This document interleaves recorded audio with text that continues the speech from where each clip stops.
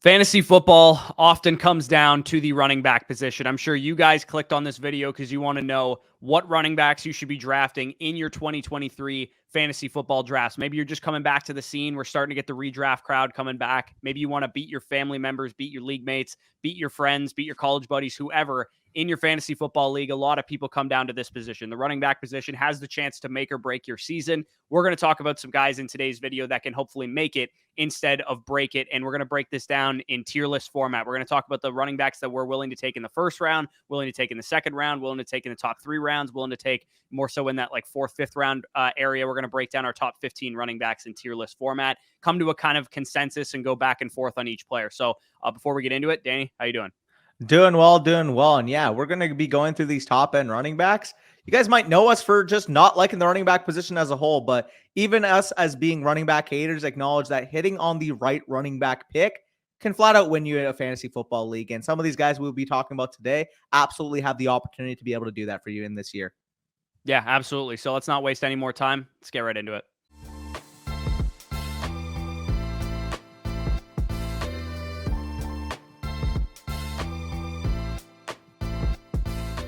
All right, so we are now into the tier list. As I mentioned, we're going to kind of go back and forth on these players, talk about, their strengths, their weaknesses, where we feel comfortable taking them relative to wide receivers and tight ends and quarterbacks going on in the draft. I'm going to start with my RB1, and then if we don't have the same RB1, we can kind of go back and forth on that. My RB1, as I mentioned the other day in the What Makes a League Winning Running Back video, is Bijan Robinson. The reason he's my RB1, put simply, is because he has the highest upside. I realize that, maybe Christian McCaffrey and Austin Eckler are safer projections in theory because they've already performed at the NFL level. They're not rookies, but a top 10 pick overall running back, the highest position grade I've ever given to a prospect coming out. He goes to an offense that made a 5th round rookie running back, Tyler Algier, and a 32-year-old converted wide receiver into 2 of the top 5 most efficient running players in the NFL with Cordero Patterson last year. Bijan Robinson has the ability to be a 300 carry, 75 plus target running back. And that is very, very rare in today's NFL. We used to see that all the time, right? Back in 2006, we had guys doing that all the time. That's not the case anymore. You don't draft a running back this high in the NFL draft if you're not going to use him. And the Falcons could sneakily win 9-10 games, be a top 15 offense, as long as Desmond Ridder can be, as good as like Daniel Jones was last year. Just don't screw it up. Get the ball to Bijan, get the ball to Drake London, get the ball to Kyle Pitts, let Arthur Smith run his scheme, and Bijan Robinson could go absolutely hog wild this year. If you're going to take a running back in the first round, it needs to be one with the ceiling that Bijan Robinson has, a legendary season in his range of outcomes, and that's why he's my RB1. Yeah, there's going to be a lot of listeners tuning in right now like, oh, how do you not have McCaffrey at 1? Why do you not have Eckler at 1? And Bijan Robinson's both of our running back ones, and you basically echoed the reason why. Youth is on his side. Workload's on his side. Not to mention, I don't think people realize just how good of a fit Bijan Robinson is paired up with Arthur Smith in this run scheme. Everybody talks about the fact that, this was a team that had one of the lowest pass rates we have seen in quite a while. And that was with Tyler Algier and Cordero Patterson heading the backfield. Now you're getting a legitimate all-world running back added to the team. Not to mention, a big implicator that people don't really factor in quite enough is, given the current standing in the running back market, the Falcons still spend a top 10 overall pick on this guy. The Falcons know that in 2-3 years' time, this guy may be wanting a new contract, may be willing to hold out. So they want to get as much as possible from him in his rookie season as they physically can. And he's got the capabilities, like you said, to be a 23-plus point per game, Saquon Barkley 2018-esque type of scorer. And for that reason alone, he is my 6th overall player and the first running back off the board, in my opinion. And that's going to shock a lot of people. Yeah, absolutely. So who do you have as your running back too? We might have the same player. We might have a different player. Who do you got? And then we'll talk about this first tier, the last player in it. Yeah, the running back 2 that I have in my current rankings right now is a guy that's going to be ranked as 1 in a lot of people's rankings. You're hovering right over him right now, and that is going to be Christian McCaffrey. And a lot of people are going to question, well, how can you possibly have this rookie running back over a guy that has break in fantasy football before, had the most legendary running back season of all time back in 2019? Because to put it simply, this isn't 2019 anymore. This isn't the same volume situation in San Francisco like he had in Carolina. This is not the same player in terms of efficiency-wise, in terms of overall workload that we saw in Carolina. And point blank simple, he's just a few years older now. So in terms of Christian McCaffrey, we saw that he was still the running back 2. He was still an elite player, 21 PPR points per game last year. But when he actually came over to San Francisco, the workload wasn't quite the same. We saw in games he spent with Elijah Mitchell in the lineup, his opportunity share went down tremendously. He only averaged about 17 opportunities per game with Elijah Mitchell in the lineup, which equated to about 14.73 PPR points per game and an RB 11 point per game finish. Now, obviously, of course, I expect it to be somewhere in between of the splits between with Elijah Mitchell and without Elijah Mitchell. But if that's the case, you're looking at about an 18 and a half PPR point per game score. And when I'm looking at the projection for Bijan, I just think his ceiling and floor combination is much higher than the 27-year-old McCaffrey. Yeah, I mean, we also have the additional risk, like you said, that he's 27 years old. He's over 1,500 career touches. I will say the Elijah Mitchell split is a 3-game sample size, so we don't want to read too much into that. It's not really like a be-all, end-all. And honestly, at this point in Christian McCaffrey's career, I think it's a good thing to keep him healthy long-term, that you don't have him running it up the gut 20 times a game. I would much rather have 20 touch per game Christian McCaffrey over a 17-game season, as opposed to 28 touches a game Christian McCaffrey for 8 games before he blows his hamstring out. So I do think he still has the possibility to have a 20-plus PPR point per game season on the back of 100-plus targets, and that's how he could get there, and he could still score 12 to 15 touchdowns on the ground. But the absolute nuts range of outcomes that we saw from him in 2019, the absolute nuts range of outcomes that Bijan Robinson has in his range of outcomes, does not exist for Christian McCaffrey anymore. So for that reason, I would probably rather take a wide receiver at the top of the draft, or if I go running back, would rather take Bijan at the top of the draft. I believe he is my 5th overall player. So he's currently going off the board as like the 3rd overall player on Underdog. Maybe in your home leagues, he's like the 1st or 2nd overall player. I will say I probably would not take him until Jefferson, Chase, Bijan, and maybe Tyreek or Cooper Kupp, depending on who you like, is off the board. Yeah, no, I agree with that. Yeah, again, RB3 or RB1 overall off the board, 103 overall on Underdog right now. I have, I believe, 1% exposure in the 55 drafts I've recorded thus far. A couple slows still going on. I just can't pay that price. He's my 7th overall player right now. I will say if he does slip in your league, I highly doubt he will, but let's just say hypothetically, you're in a wide receiver heavy room and the top 5 wide receivers and Bijan go off the board. I still think he does have a possible scenario where he could pay off. Obviously, his touchdown regression in the games Elijah Mitchell played last year weren't that high, which is what's affecting this split quite a lot. If he bumps that up from 0.3 touchdowns per game to even, let's say, 0.7, he's probably still going to be back in that, 16, 17 point per game range. And then not to mention, you're looking at the targets per game, 6.3 targets per game, sharing the field with Deebo Samuel, sharing the field with George Kittle, sharing the field with Brandon Ayuk. This is a guy that's still going to earn targets. So although I'm lower on him comparatively to the market, I still think he's well worth a mid-first round pick in fantasy. There is risk there with Christian McCaffrey. I would not take him over Jefferson or Chase. Absolutely not. And even still at 3rd overall, I think it's a tad steep on his price tag. So my RB3, probably your RB3 as well, in the same tier as a guy that I would be willing to spend a 1st-round pick on is Austin Eckler. Do you have anybody else in this tier, or is it just these 3 guys that you're willing to spend a 1st-rounder on? These are my 3 first-round picks. Oddly enough, 6, 7, 8 is how they ring off in my rankings right now. In terms of Austin Eckler, obviously this was a guy who was the RB1 overall last year, averaging 21.7 PPR points per game. The main question people will have, and I touched upon it in the contextualized game logs or the Truth series, is just how exactly he was affected when the wide receivers were made available on that team. Obviously, we know Mike Williams missed weeks 9 to 13 with injury. Keenan Allen missed weeks 2 to 10 in injury. The story of his season last year was, he had 107 targets. Those receivers are coming back. Quentin Johnson's added to the fold. How exactly is the receiving total going to be affected? I think that's going to be supplemented by increased efficiency on the ground and increased efficiency for as being a touchdown scorer. We saw in the 5 games that those wide receivers were healthy, the Chargers offense was at its best. Justin Herbert was at its best. A lot of scoring opportunity en route to Austin Eckler averaging over a touchdown rushing per game while still maintaining a 4.6 target per game workload. So while it may go down, let's say he gets, 90, 95 targets this year, as opposed to, the 100 plus he received last year, it should be supplemented by maybe, 15, 16 plus rushing touchdowns. So I'd be comfortable spending a back end 1st-round pick on Austin Eckler. Yeah, not to mention Justin Herbert was dealing with injury last year, and all-pro left tackle Rashawn Slater missed most of the season as well. If they're a top 5 to 10 offense, Eckler's going to punch in another 15 touchdowns, assuming he's healthy for the entire season, and probably still post another 100-plus target season, even if, QJ and Mike Williams and Keenan Allen are all still heavily involved in the offense. So He, I think, is the safest of these three. I think Agreed. that Bijan, because he's a little bit younger, because the offense might not be as good if Ritter doesn't take a step forward, is a little bit volatile from that perspective. And then, of course, Christian McCaffrey with the injury history, with the fact that he's in more of a split backfield than Eckler, he becomes a little bit more risky from that perspective. But I do think because Eckler's over, 28 years old and has a lot of touches under his belt as well, it doesn't mean he's a safe pick overall. It just means he's safe among these first round running backs. So the top 2 rounders tier that we can move on to, for what it's worth, some of the guys in this tier I'd be okay with taking at the end of the first round if the position at wide receiver dries up pretty quickly, or maybe Travis Kelce's off the board, or if you're in a half PPR, 2 running back, 2 wide receiver, 1 flex type of league, instead of the 3 wide receiver, full PPR, 2 flexes that me and you typically play in. So the guy that I actually have at RB4, and we can kind of go back and forth on which guy you have if you don't have this guy, I actually have Nick Chubb here at RB4. And the reason is I'm not typically big on Nick Chubb year in and year out. I've consistently said that he's like a floor play at running back.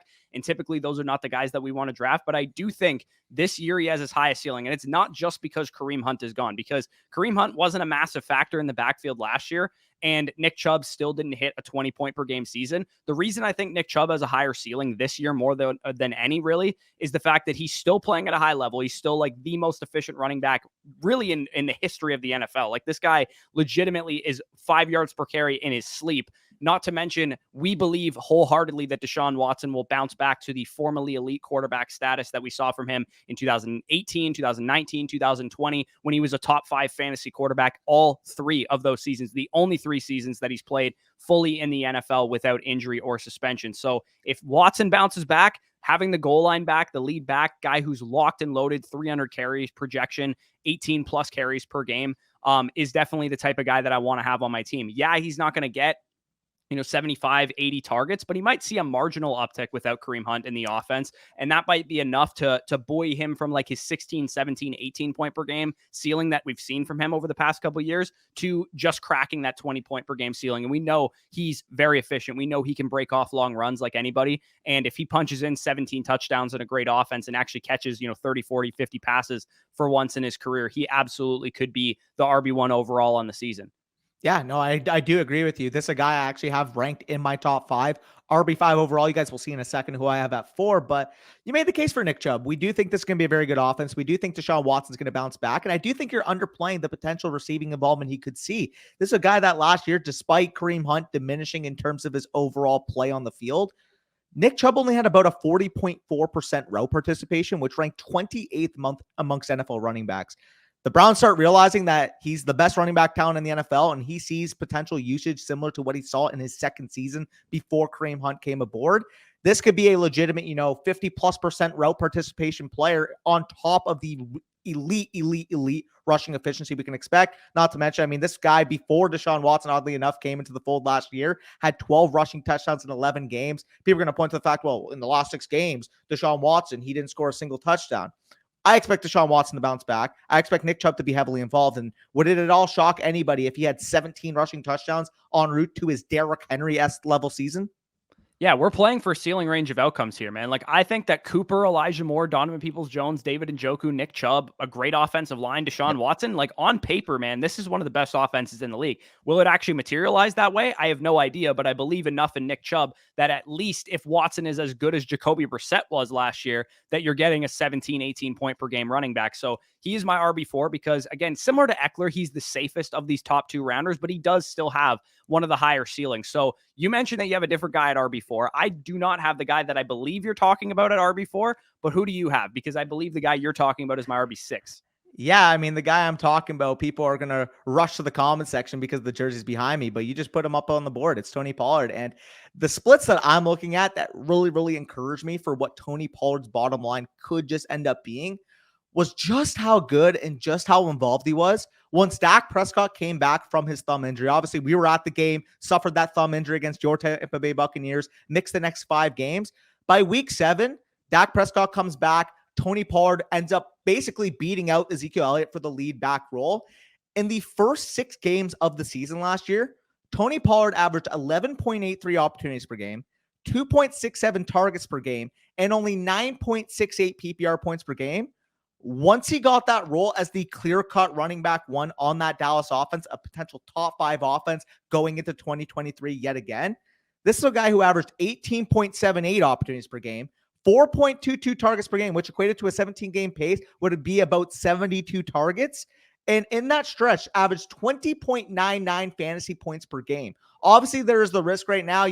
It's still only July. By August, maybe they add a breather back, like a Dalvin Cook, a Fournette type. Maybe they bring Zeke back. But with what we know right now, as Tony Pollard as the main bell cow running back in this backfield, I genuinely believe outside of those first three running backs you mentioned in the first round tier, he is the next guy I think has league winning level upside. Because again, we saw it last year, nearly 21 PPR points per game. And I have no inclination that this offense is going to get any worse. In fact, with Dak Prescott fully coming back healthy from that thumb injury, with potential interception regression, obviously he was one of the most unlucky quarterbacks in terms of turnover luck last year. If this offense has even more sustained drive to drive success, Tony Pollard could be an absolute monster next year.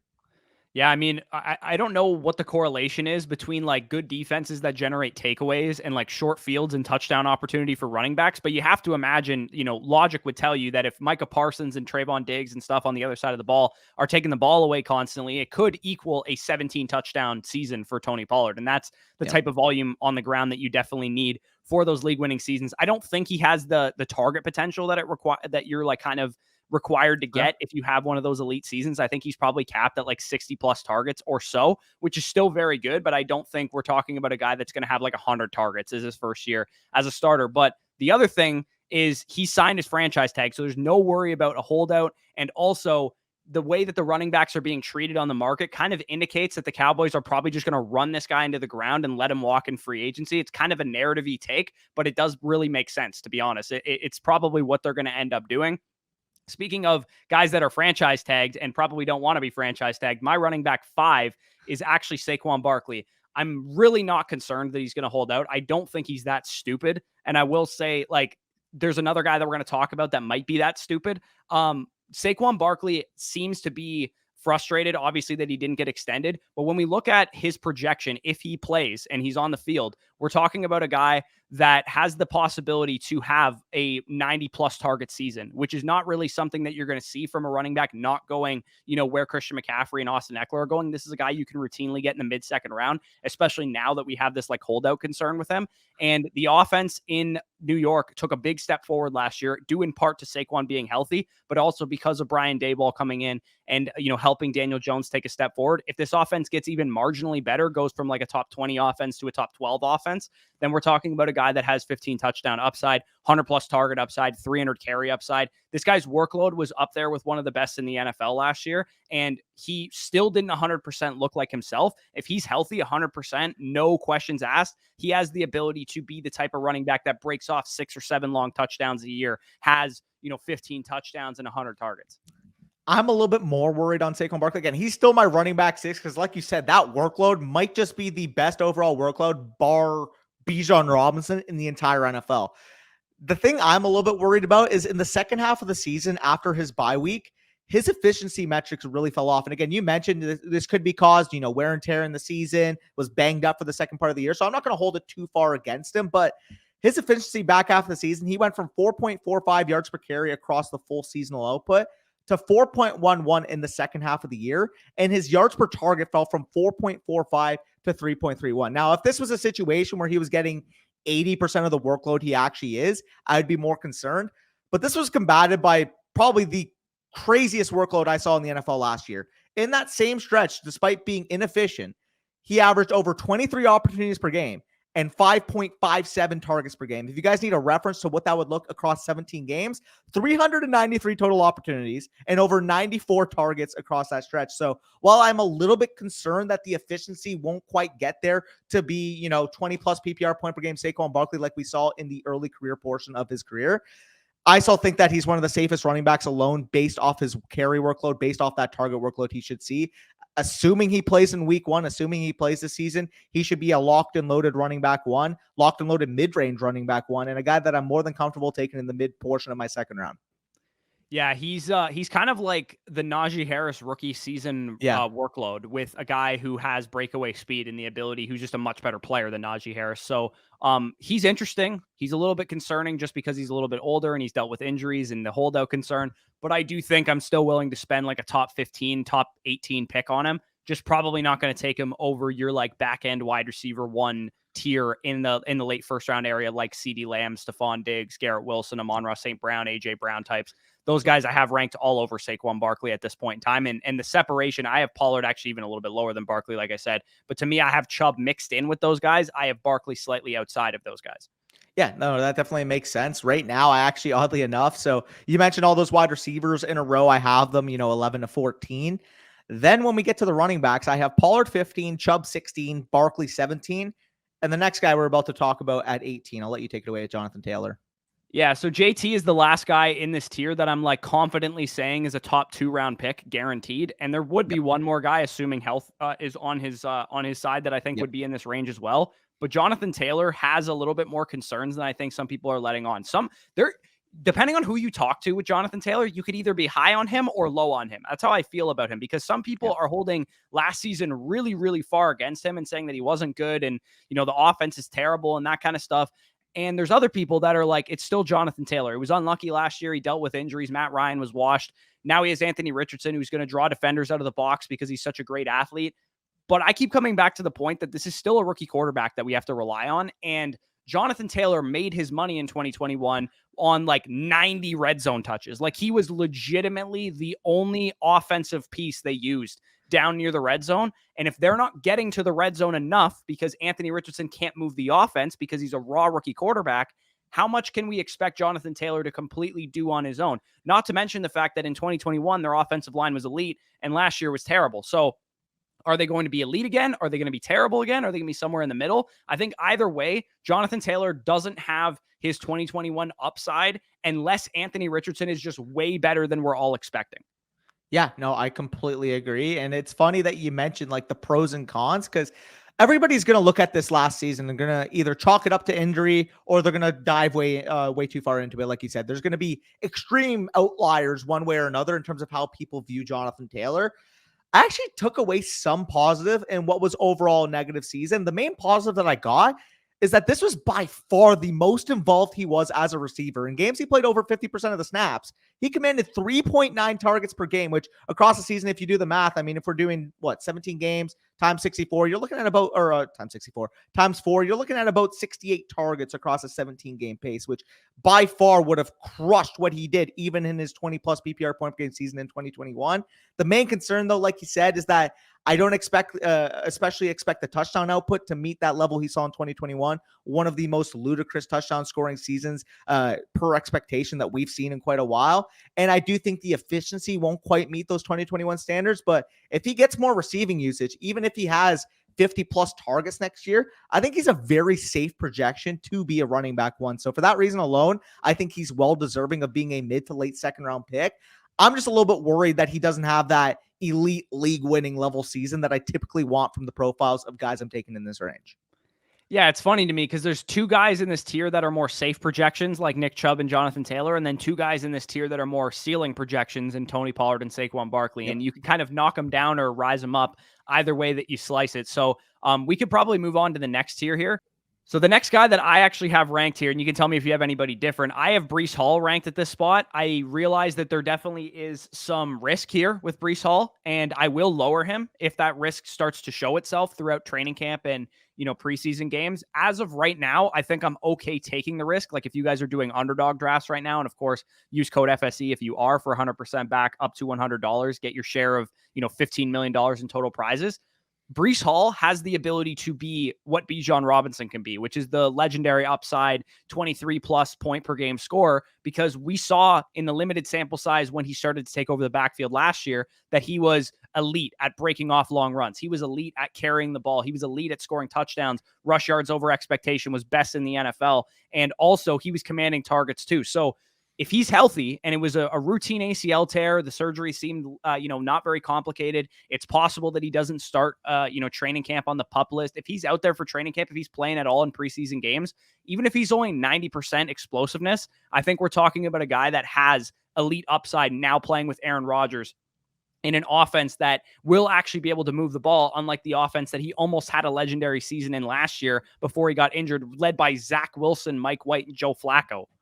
Yeah, no, I completely agree when it comes to Brees Hall. Obviously, the risk here is that he's not fully recovered from that injury, from that ACL tear, but we got as much assurance on that as possible. Obviously, you actually had a video with Dr. Edwin Flores detailing of course, the, minute details of the knee, and everything that he said is positive. Everything that we're hearing from Jets camp right now is positive. And like you said, if I knew this guy was fully healthy, I'll tell you right now, he would be a top 5 running back rank for me. I would probably have him in the tier with the first rounders, to be honest. If he I if he probably had would never too. tore his ACL last year, he probably would be Oh, up there yes. with those guys. Even if he had, maybe no injury concerns, like if we knew he was going to play in training camp in the preseason and all that stuff and be 100% to go right away for the start of the season, he would be up there at the tail end of the first round, in my opinion. Agreed. No, I completely agree. I think there's a possibility this guy is legitimately, once he's fully ready to get back to that workload we saw last year, he's one of the few running backs outside the first 2 rounds that can outscore Bijan, that can outscore McCaffrey, that can outscore Austin Eckler. Because quite frankly, out of all those offenses, barring maybe the Chargers, I think the Jets are going to be the best one. Yeah, I mean, it's definitely possible. The nice thing about the running backs this year is that we don't have a ton of bad offense running backs on the thing. Aside from really Jonathan Taylor, I think I can make a case that all of these teams could score top 15, top 12 points per game. Even, the Falcons and the Browns, who we might have some question marks, even the Giants, who we might have some question marks. I think all of them have a potential to be pretty good offenses. The next guy that I actually have ranked here, I don't know if you have him in the same spot, but I have Ramondre Stevenson as my next ranked guy. He actually, I guess, would profile as the guy who's in the worst offense of the top guys here. The Patriots are challenging because they have used Ramondre Stevenson really as like a full-on bell cow. In last season, he was like one of our biggest targets, talking about, him versus Damian Harris, who are we drafting. We're taking the discount on Ramondre Stevenson because he has the 3-down workload, and he really showed that. He was like top 3 in the NFL in targets at the running back position last year.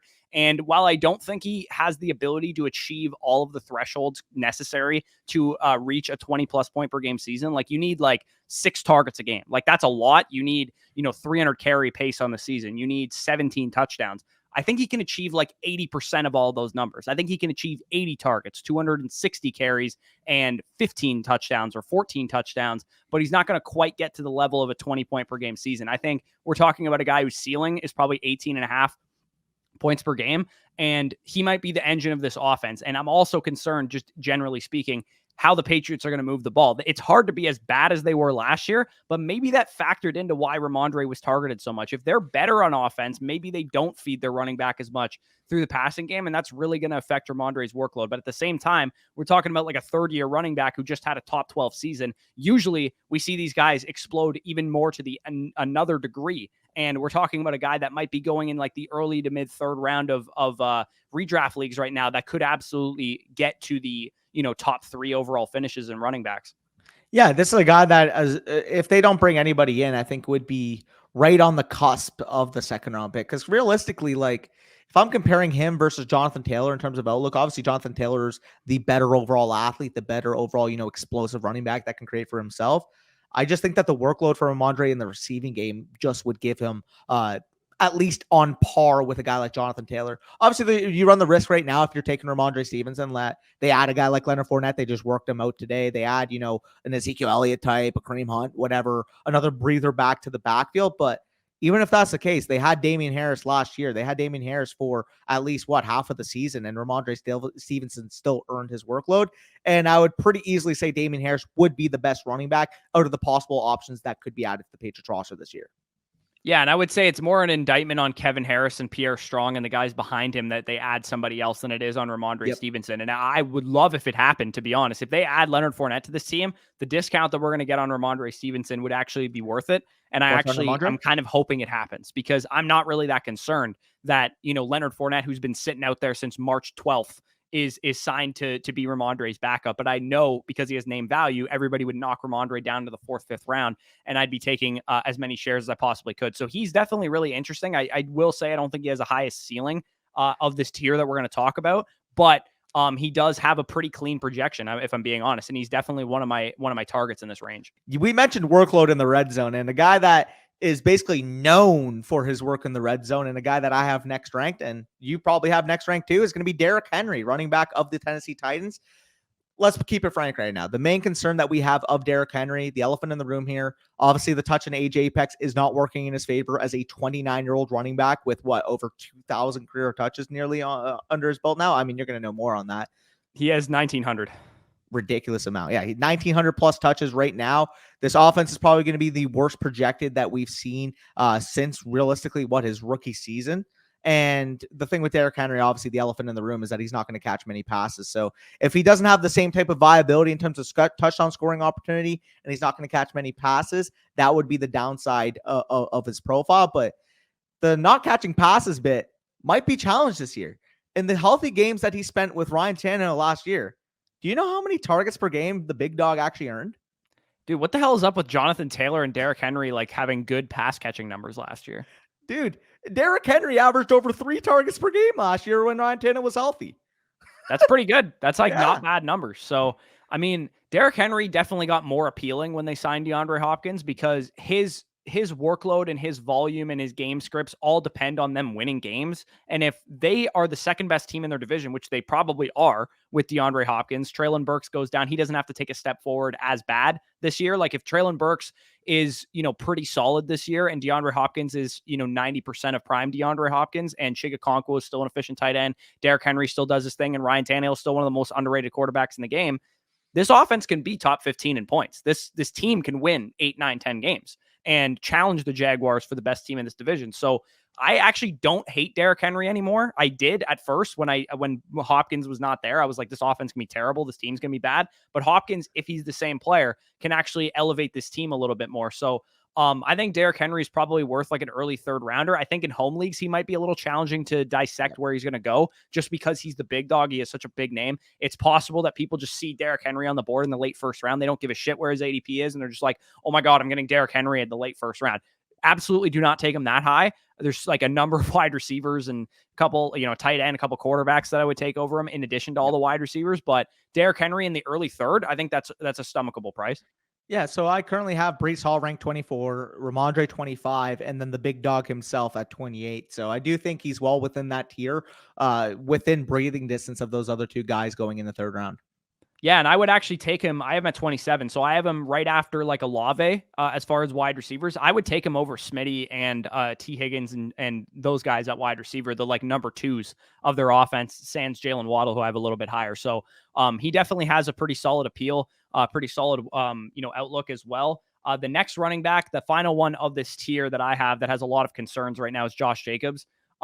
Because of what he did last year and because of the workload that he saw, I think I'm just kind of ranking him here out of respect at this point in time.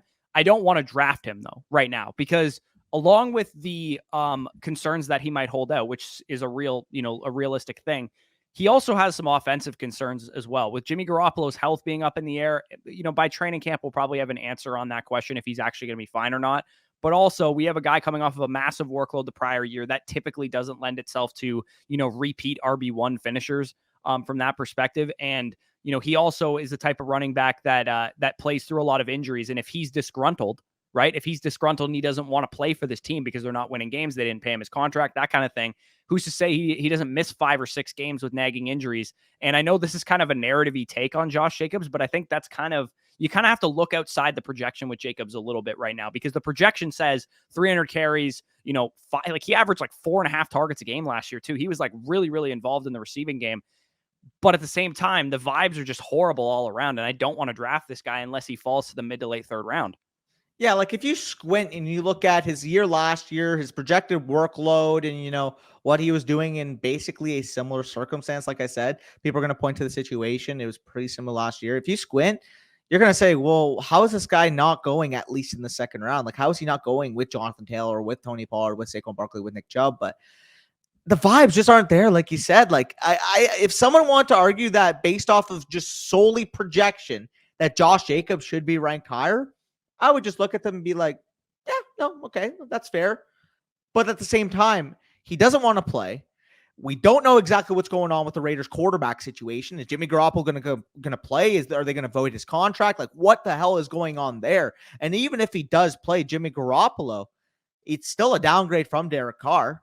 It's still an offense that does not have Darren Waller. realistically, outside of Josh Jacobs and Devontae Adams, there is not much work in there on offense. There's the risk here that the Raiders are just one of the bottom 5 scoring offenses in the entire NFL. And if that's the case, I'm sorry. I love Josh Jacobs, but he'd be lucky to cross over 13 touchdowns next year if they're scoring at a bottom 5 rate.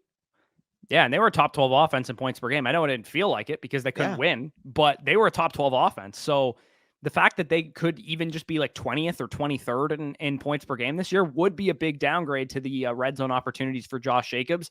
And, the chemistry that Derek Carr and Devontae Adams had through the passing game that Garoppolo and Adams do not have could lead to them, stalling out more drives and things of that nature. So, yeah, I mean, Jacobs, projection-wise, on paper, it sounds like he should be pretty good.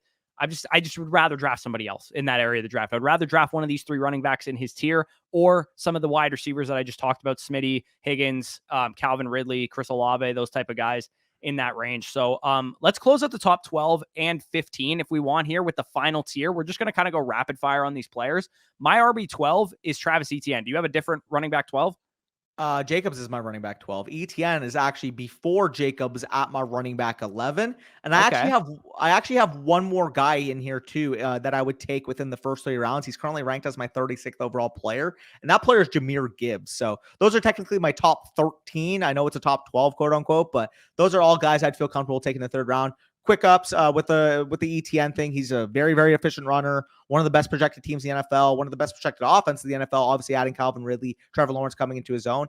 There's a real possibility that Travis Etienne is one of the highest touchdown scoring players in the entire NFL. And getting that in the 3rd round for a 23-year-old running back, I'm all for that. Pretty easy case there. In terms of Jahmyr Gibbs, while he may not get the raw carries that some of these guys will, obviously, we're projecting Josh Jacobs, Derrick Henry, guys like that to all eclipse over, 280 plus carries. Jahmyr Gibbs may only have, 150 to 200 carries at the best case scenario, but what he has that those guys quite simply don't have in the range of outcomes is 100 plus targets. And I understand he's sharing the backfield there with David Montgomery, but outside of Amon-Ra St. Brown right now, the Lions receiving core needs a weapon. Jahmyr Gibbs was drafted to be a weapon. I would not be shocked if Jahmyr Gibbs was the 2nd most involved receiver of that Lions pass catching group. And if that's the case, I think rookie running back, we know the upside of getting that 1st round capital, not only 1st round capital, 12th overall draft capital. And I mean, it might be a little bit narrative-y, but the reaction that I saw from that war room when they took Jahmyr Gibbs at 12th overall, like,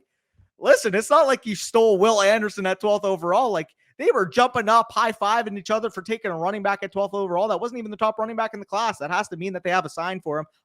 They must mean that they have a path for him. Yeah, absolutely. And I mean, to your point with Bijan, we've seen how running backs have been treated in this current landscape. And the fact that 2 of them went in the top 12 of the draft should probably speak volumes about the roles that they're about to have. And it also sounds like Gibbs is not the only, or the Lions were not the only one this high on Gibbs. It sounds like the Jets might have been this high on him or whatever teams that we might be talking about. So yeah, Gibbs, the pass catching upside is what could carry him. If you're trying to get a 20 plus point per game season, you need one of 3 paths. And one of them is like the path that Austin Eckler and Alvin Kamara and Christian McCaffrey have taken the past couple years. An offense, obviously, with Dan Campbell that was, part of the architect of what made Alvin Kamara who he was. And Jahmyr Gibbs has drawn some comparisons to Kamara. And of course he has like 4.3 speed and, that kind of thing. I worry about the red zone workload because, part of being a part of a good offense like the Lions are is getting carries in the red zone. And I expect David Montgomery to soak like 60-70% of them for the most part. Yep. But if he's getting receiving work in the red zone and this offense passes the ball more than we're thinking they're going to, then Jahmyr Gibbs could score 5 or 6 receiving touchdowns and get his like goal line usage in that facet. The one thing I will say on Travis Etienne, I'm a little bit lower on him than you are, which is ironic because he's like the 2nd highest graded running back I've had over the last 3 years coming out of school. But the one thing I will say about Etienne is that this regime did not draft him. Urban Meyer drafted him, and they did draft Tank Bigsby. And I did like Tank Bigsby, and I realized 3rd round capital is not 1st round capital like Etienne got. But at the same time, Doug Peterson deployed committee running backs, won a Super Bowl doing it with, Jay Ajayi and LeGarrette Blount and all these guys. I think what's probably going to end up happening in Jacksonville is that Tank Bigsby is going to be the short yardage back and Etienne is going to be used more as like a change of pace back. Maybe he gets more receiving workload as a result of that. Either way you slice it, I don't think Travis Etienne is quite the safe projection that some people think. I love the offense. I love the situation. Don't get me wrong. but I wouldn't be shocked if this is almost a 50-50 split in this backfield. And for that reason, I think he's kind of boom or bust. But I also wouldn't be shocked. We're talking about a third-year running back going up against a rookie. Usually you lean to the veteran. Third-year breakout for the running back position has been a real thing. Breakout age by year, usually the third year. If they haven't done it by that point, they're probably not going to. So it's possible that ETN has, a 12 touchdown season, a 1,400 rushing yard season, because he is the lead back of this team, and Tank Bigsby was just depth.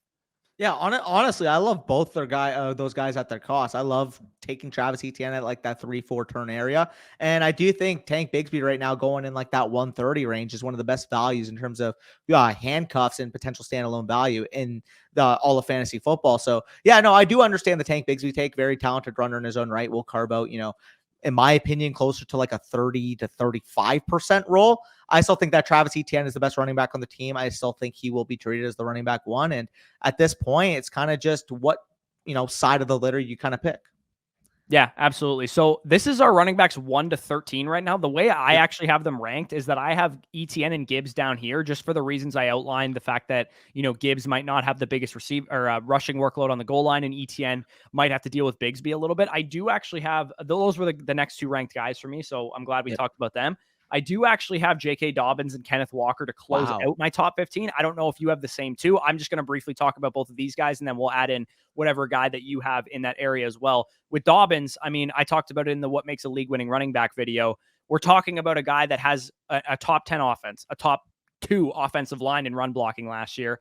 The team's probably going to win at least 10 games or give or take around that area. He's 24 years old. He's now 2 years removed from the ACL tear. We're talking about a guy, no other running back. Let me repeat this. No other running back has averaged more yards per carry and more yards per touch since the year 2020 than J.K. Dobbins has. And we're talking about a dude that literally played through first year off of a multi-ligament ACL tear half the season last year. So the fact that he was still that efficient on what was supposed to be a lost season towards the end of the year, he ended up being kind of like a best ball league winner.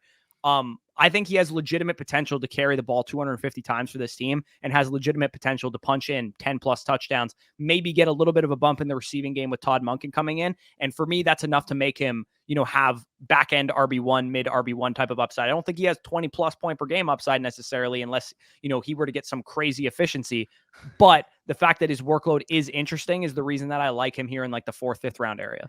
It's actually hilarious because the guy that you have at running back 14 may just be the polar opposite of the guy I have at running back 14. And they both play in the same division. I'm talking about Najee Harris. I'm not high on Najee Harris. I have him way below consensus at 48th overall. I believe on Underdog, he goes in like the early 30s range. So I thought I was low on him, but apparently not. And I'll quickly make the case for him. I do expect this offense to be much improved year 2 with Kenny Pickett. What Matt Canada was doing last year with Kenny Pickett was basically putting the training wheels on this offense. Najee Harris, obviously, we know came into the season with that Liz Frank injury, was banged up, which may have affected his overall efficiency. And the thing that I think is most underreported is how much they added to the offensive line. Everybody knows how they go up, trade for Broderick Jones in the NFL draft, end up trading ahead of the New York Jets to go and secure that tackle. So I do think this offensive line, while in the past it was viewed as, a bottom of the half type of unit, I think it's going to be at least an average type of unit. Obviously, we can expect Kenny Pickett to take a second-year leap in this offense. And as a whole, instead of being a bottom 10 type of offense, which they look like for the majority of last year, a healthy Najee, second-year Kenny Pickett, better offensive line. I think they're going to be more of a middle-of-the-pack type of unit. So while he's not going to be the most efficient player like J.K. Dobbins will, J.K. Dobbins may be just the most efficient running back in the NFL next year. I do think Najee's workload and potential positive regression will be working in his favor. Yeah, he's so difficult, man, because do we want to just completely blame his season on the Liz Frank injury and the fact that he played in a bad offense? Because with Najee Harris, if Kenny Pickett does not take a massive step forward, like he absolutely has to do that, or we're talking about a guy that literally is completely dependent on his situation, because we know that Najee Harris is not the most efficient running back in the world. Nope. In fact, he's not an efficient running back, period. So we need this guy to play in a top 15 offense, to score touchdowns, to get receiving work. And if that doesn't happen, then he's a guy that you drafted RB12 in ADP like he's going right now, and he finishes RB14 in ADP, and it feels way worse than that potentially. And it feels like you got one of the biggest busts of fantasy. So the reason I don't love Najee Harris is because I don't think he has a super high ceiling unless we see his rookie year workload in the preseason, which I don't think is going to happen. I think we're talking 70, 80% opportunity share. And in a middling offense with a middling talent like Najee Harris, I'm not super excited about him. I would rather take the swing on J.K. Dobbins, who I think is much more talented, and Kenneth Walker, who I also think is much more talented, leading a better offense as the primary ball carrier, the primary goal line back. Yeah, they drafted second round Zach Charbonnet, but I think Kenneth Walker will start the season as the lead back of this offense. And Kenneth Walker's a good enough player that he can hold the job. He's not like, this middling veteran that we're not looking at. When somebody drafts a second round running back, there's usually like a middling veteran running back ahead of them on the depth chart. Zach Charbonnet is not the type of guy that I really want to draft in redraft leagues this year, unless it's coming at a big discount, because I believe in Kenneth Walker. I know he's a good player. I know he's a good running back. I don't think sans an injury to Kenneth Walker that Zach Charbonnet is going to suddenly take over the backfield. I'm never actually going to have to make this decision. J.K. Dobbins and Kenneth Walker go well after Najee Harris in most drafts. So for me, I have them ranked higher, but I'm just going to pass on Najee Harris in the mid to late third round. Agreed. Take Calvin Ridley, Amari Cooper, Deebo Samuel, whoever at that point in the draft. And then in the early fifth round, where Kenneth Walker and J.K. Dobbins go, I'll probably just draft those guys at that point in time, because I view them as having similar ranges of outcomes. Yeah, Najee's got a bigger workload, but those guys are better players, and I think that they have higher ceilings. So that's kind of just my attitude on the whole running back area there. Last thing I'll input before we wrap up, for what it's worth, Najee is my 48 right now. Kenneth Walker is my 49, and J.K. Dobbins is my 50. So literally pull those guys out of a hat. Again, like those other two, Walker and Dobbins specifically, I can get at cheaper opportunity costs. Like you said, where Najee Harris is going, I'm not taking him above Calvin Ridley. I'm not taking him above, Mike Williams. I'm not taking him above Amari Cooper. I'm not taking him above Jerry Jeudy. So I'm probably not going to get a lot of Najee Harris. Whereas, J.K. Dobbins, he's more so in a range where I'm arguing him versus Michael Pittman, him versus Christian Kirk, him versus, Chris Godwin. And at that range, I'm more than comfortable taking the swing on the upside running backs those represent. Yeah, absolutely. So hopefully you guys enjoyed this video. Again, probably going to be some disagreement, I would imagine. Some people are not going to like that we have Bijan Robinson RB1. I can already sense it. How could you have a rookie over Christian McCaffrey? I know it's going to come. But hopefully you did listen to our arguments. Definitely check out the video I did 2 days ago breaking down the who is the next league-winning running back video.